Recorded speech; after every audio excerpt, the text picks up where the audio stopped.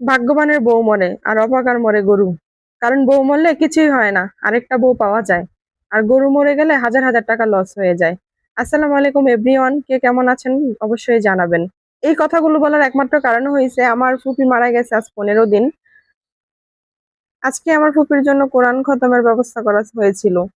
এছাড়াও অনেকবার দোয়া পড়ানো হয়েছে, তারপরেও আজকে আবার নতুন করে আয়োজন করা হয়েছে এবং আমি ওইখানে গিয়েছিলাম আজকে। ওইখানকার ভিডিওটাই আপনাদের কাছে শেয়ার করতে নিয়ে আসলাম।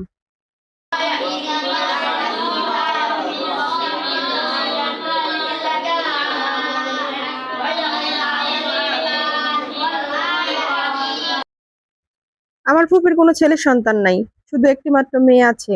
ভিডিওর প্রথমে যাকে দেখাইছিলাম ওইটা হচ্ছে আমার ফুপির মেয়ে এবং মেয়ের জামাই। মেয়ের বিয়ে হয়েছে 1 মাস আগে, কিন্তু ভাগ্যের কি নির্মম পরিহাস, ফুপি আজ বেঁচে নাই। আর এই যে এখন যাকে দেখতে পাচ্ছেন এটা হচ্ছে আমার দাদি। বাবা মার আগে সন্তান মারা যাওয়ার কষ্ট একমাত্র মা বাবাই জানে। আমার দাদি মনে হয় যে বেঁচে থেকেও মরে গেছে। সারাক্ষণ কান্নাকাটি করে, কোনো খাওয়া দাওয়াই করে না। সবাই আমার দাদির জন্য দোয়া করবেন, আল্লাহ যেন ওনাকে এই শোক সইবার ক্ষমতা দান করে এবং ওনার একমাত্র মেয়ের জন্য সবাই দোয়া করবেন।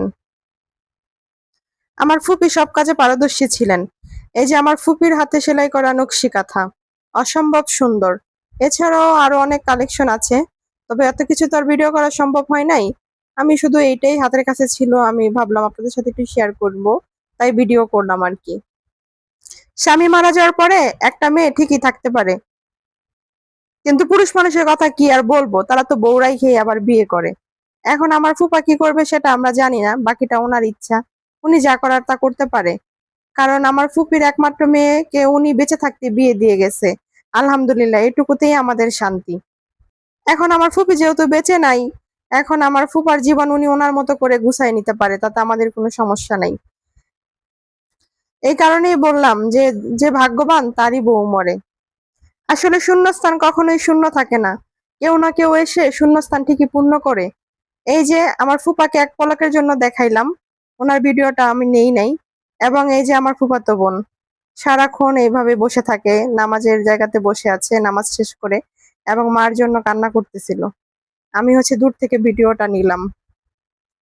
যাই হোক, খাবার দাবারের আয়োজন ছিল, সবকিছু হচ্ছে উঠাই নাই। যতটুকু ভিডিও করছি এটুকুই বেশি করে ফেলছি, কারণ এত সবকিছু ভিডিও করার মতো মন মানসিকতা ছিল না। কি আর করার।